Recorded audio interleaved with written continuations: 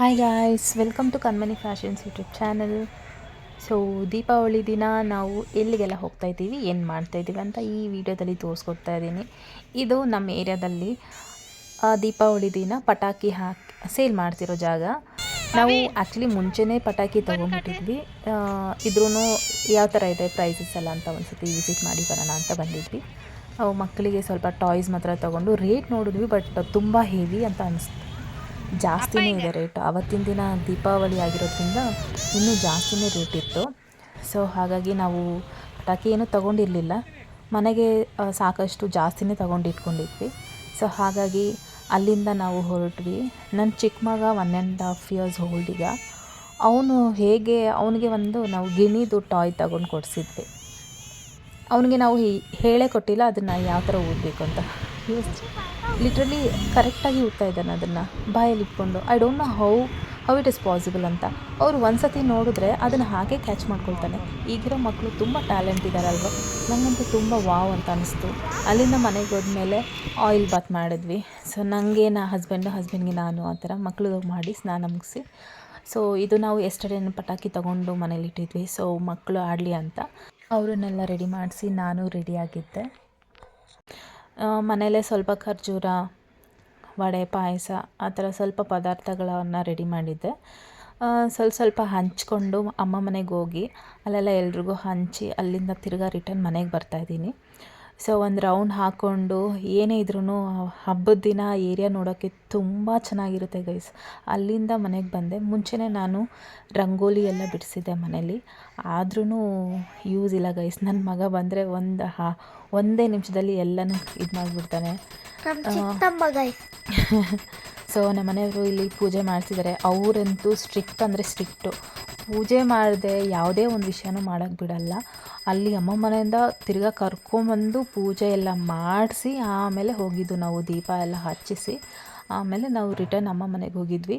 ಇಲ್ಲಿ ನಾವು ಒಬ್ಬೊಬ್ಬರೇ ಇರ್ತೀವಿ ಅಂತ ನಾವು ಇಲ್ಲಿ ಆಲ್ಮೋಸ್ಟು ನಾವು ಫೆಸ್ಟಿವಲ್ ಮಾಡಲ್ಲ, ಎಲ್ಲರೂ ಒಟ್ಟಿಗೆ ಮಾಡೋಣ ಅಂತ ಅಲ್ಲಿ ಹೋಗ್ತಿದ್ವಿ. ನನ್ನ ಮಗ ನೋಡಿ ಅಷ್ಟರಲ್ಲೇ ಸ್ವಲ್ಪ ರಂಗೋಲಿನ ಒಂದು ಗಜಿಬಿಜಿ ಮಾಡಿಬಿಟ್ಟಿದ್ದ. ಈ ಲೈಟಿಂಗ್ ಸೆಟ್ಟೆಲ್ಲ ನಮ್ಮ ಹಸ್ಬೆಂಡ್ ಸೆಟ್ ಮಾಡಿದ್ದು. ಆ್ಯಕ್ಚುಲಿ ನಾನು ಮನಿ ಪ್ಲ್ಯಾಂಟ್ ಮನೇಲಿ ಬೆಳೆಸ್ತಾ ಇದ್ದೀನಿ. ಅದು ತುಂಬಾ ಚೆನ್ನಾಗಿ ಬೆಳೀತಾ ಇದೆ. ಅದರಲ್ಲಿ ಈ ಲೈಟು ಕೂಡ ತುಂಬ ಚೆನ್ನಾಗಿ ಕಾಣಿಸ್ತಿತ್ತು ಅವತ್ತು. ಸೊ ಪೂಜೆ ರೂಮು ತುಂಬ ಚೆನ್ನಾಗಿ ಕಾಣಿಸ್ತಿತ್ತು ನನಗೆ. ಅಲ್ಲಿಂದ ಹೊರಟ್ವಿ. ಅಮ್ಮ ಮನೆಗೆ ಹೊರಟಾಗ ಅಲ್ಲಿ ನಮ್ಮ ಚಿಕ್ಕಪ್ಪ, ತಂಗಿ ಎಲ್ಲರೂ ನಿಂತಿದ್ದರು. ಏನಪ್ಪ ಮಾಡ್ತಿದ್ರು ಅಂತ ನಿಲ್ಲಿಸಿ ನಾವು ಮಾತಾಡಿಸ್ತಿದ್ವಿ. ಆವಾಗ ಅವರು ಪಟಾಕಿ ನೋಡೋಕ್ಕೆ ಬಂದಿದ್ದರು. ಅವರು ಹೀಗೆ ನಮ್ಮ ಮನೆಯವರು ಹೇಳ್ತಾಯಿದ್ರು, ಒಂದು ಕಡೆ ನಾನು ತೊಗೊಂಡಿದ್ದೆ, ಅಲ್ಲಿ ಬಡ್ಜೆಟ್ ಸ್ವಲ್ಪ ಪರವಾಗಿತ್ತು ಅಂತ ಅವ್ರು ಸ್ವಲ್ಪ ಮಾತಾಡ್ಕೊತಾ ಇದ್ದರು. ಅಲ್ಲಿಂದ ಅಮ್ಮ ಮನೆಗೆ ಹೊರಟಿದ್ವಿ, ಪಟಾಕಿ ಹೊಡಿತಿದ್ವಿ. ಅಲ್ಲಿ ನಮ್ಮ ಹಸ್ಬೆಂಡ್ ಅವ್ರ ಫ್ರೆಂಡ್ ಬಂದಿದ್ದರು.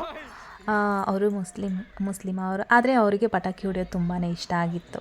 ಸೊ ಹಾಗಾಗಿ ನಮ್ಮ ಜೊತೆ ಬಂದು ಅವರು ಸ್ವಲ್ಪ ಎಕ್ಸ್ಪ್ಲೋರ್ ಮಾಡ್ತಾಯಿದ್ದು. ಫಸ್ಟ್ ಟೈಮ್ ಅವರು ಪಟಾಕಿ ಹೊಡಿತಿದ್ರು.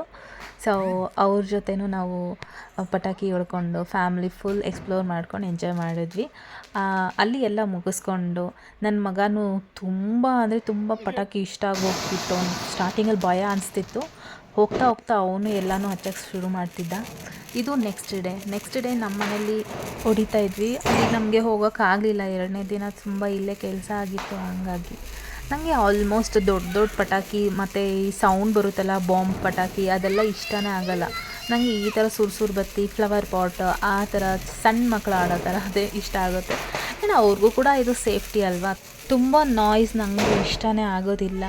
ಹಾಗಾಗಿ ಈ ಪಟಾಕಿಗಳನ್ನ ನಾನು ತುಂಬ ಇಷ್ಟಪಡ್ತೀನಿ. ಮತ್ತು ಅಲ್ಲಿ ಇನ್ನೊಂದು ಫಂಕ್ಷನ್ ಇತ್ತು. ಚಿಕ್ಕಪ್ಪ ವೆಡ್ಡಿಂಗ್ ಆ್ಯನಿವರ್ಸರಿ ಇತ್ತು. ನಮ್ಮ ಅಕ್ಕ ಹೇಳ್ತಾ ಇದ್ದಾಳೆ, ನಮಗೆ ಗೊತ್ತಿಲ್ಲ ಗೈಸ್. ನೆಕ್ಸ್ಟ್ ಡೇ ನಮ್ಮಮ್ಮ ಹೇಳ್ತಾರೆ. ಏನೇ ಹೇಳಿ ಗೈಸ್, ಹೆಣ್ಮಕ್ಳು ಅಂದ್ರೇ ಸ್ವಲ್ಪ ಎಮೋಷನ್ ಜಾಸ್ತಿ ಇರೋ ಪೀಪಲ್ ಅಂತ ನನಗೆ ಅನಿಸುತ್ತೆ. ಬಿಕಾಸ್ ಅವರಿಗೆ ಪ್ರಯಾರಿಟಿ ಅನ್ನೋದಿಲ್ಲ ಅಂತಂದಾಗ ಅವರಿಂದ ಅದನ್ನು ತಡ್ಕೊಳ್ಳೋಕ್ಕೆ ಸ್ವಲ್ಪ ಕಷ್ಟ ಅನಿಸುತ್ತೆ. ಸೊ ನಮ್ಮ ಮನೆ ಕುಟೀಸು ಇರಲ್ಲ. ನನ್ನ ತಮ್ಮ ನನ್ನ ಜೊತೆ ತುಂಬಾ ಹರಟೆ ಮಾಡ್ತಿದ್ದ. ಅವನಿಗೆ ಅದೇ ವಿಡಿಯೋ ಫೋಟೋ ತೊಗೊಳಕ್ಕೆ ನಾನು ಶುರು ಮಾಡಿದ್ರೆ ಅವನು ಎಲ್ಲೋ ಓಡೋಗ್ಬಿಡ್ತಾನೆ, ಮುಖನೇ ತೋರಿಸಲ್ಲ ಅವನು. ಆ ಥರ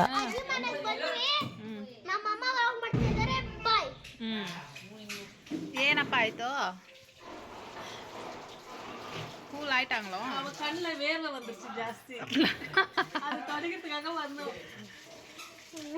தொடச்சிட்டிங்களா? ஃபுல் புதுசா இன்னைக்கு ஏன் தெரியல போய் மூஞ்சில தான் வேர்க்கும் இன்னைக்கு கண்ணுல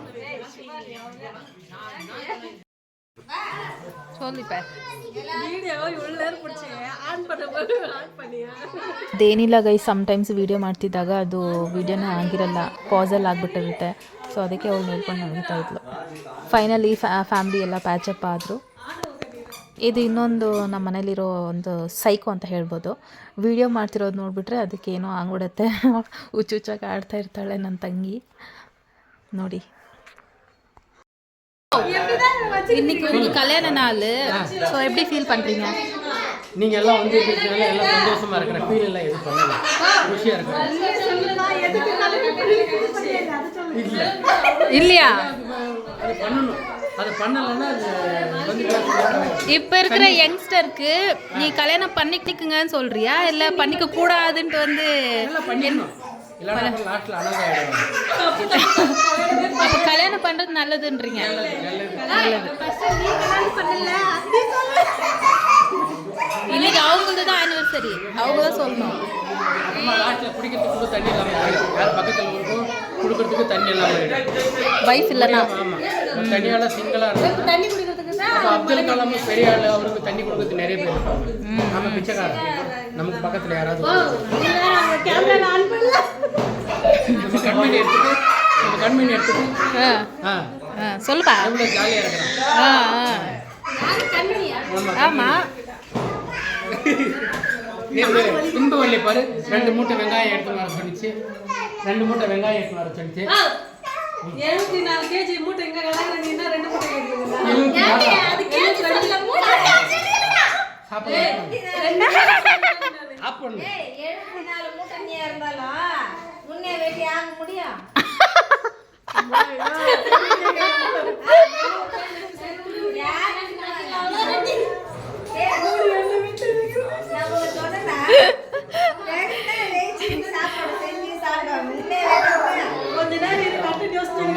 கண்டென்ட் யோசிக்கிறியா?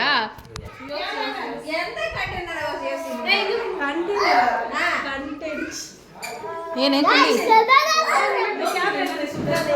நீங்க எப்படி ஃபீல் பண்றீங்க சொல்லுங்க கொஞ்சம். சேமி தொகுதினா அப்படிதான். என்ன கேட்டாங்க? மௌனமா இருக்கிறாரு. மௌனம் சம்மதத்துக்கு அர்த்தம். வாழ்க்கையா போய் விட்டதா? மௌனம் சம்மதத்துக்கு அர்த்தம். கேமரா வீடியோ அழியுதுல, கேமரா வீடியோ அழிஞ்சு நல்லா பிடிப்பாங்க தான் நீ சொல்றீங்க. ஆனா அப்ப பிடிக்க மாட்டாங்க. சரி, இப்ப நீ கல்யாணம் பண்ண போறியா? உந்தே எப்படியே நீ சொல்லு. கேமராமேனை வச்சுக்கிறியா? போடா.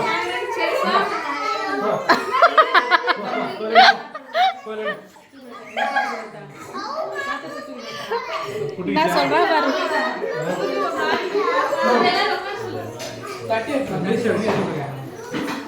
ನಾನು ನನ್ನ ತಂಗಿ ಫೈಟ್ ಮಾಡ್ತಿದ್ವಿ. ಅವಳು ಗೊತ್ತು ನನ್ನ ಹತ್ರ ಆಗಲ್ಲ ಅಂತ ವಿನ್ ಆಗಲಿಕ್ಕೆ, ಬಟ್ ಸ್ಟಿಲ್ ಅವಳು ಟ್ರೈ ಮಾಡ್ತಾಳೆ.